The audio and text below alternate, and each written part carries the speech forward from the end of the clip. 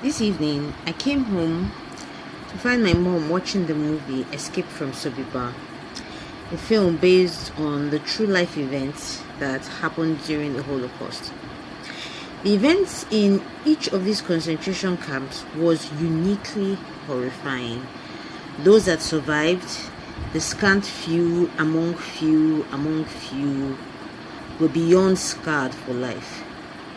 Similarly, in Rwanda, after the 1994 genocide that happened between April and June, where Rwanda lost to her own hands 1 million out of her 15 million person population, one of their leadership recently decided to make a memorial museum in Kigali containing the pictures and skeletons of those who died. It was built as a place whose purpose was to cause remembrance, was to cause people to remember what happened. All of these records of the Holocaust, of genocides and wars were made and written down so that we can remember. Because if we forget, was it George Santayana that says that those who cannot remember the past are condemned to repeat it? Now the question is, what has God mandated us to remember? Not just us, but the generations after us.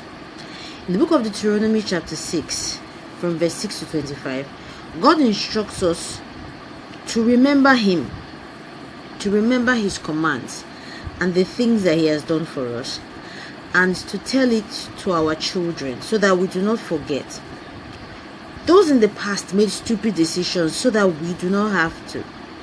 Those decisions, as well as their consequences, were recorded so that we do not have to experiment with ourselves. We were given the job of ensuring remembrance.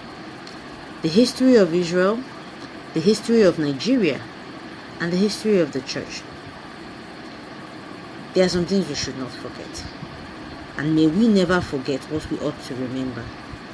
May we never repeat the foolish decisions of the past. And may we successfully pass the lessons learned to the next generation so that they do not have to make the same mistakes that we did.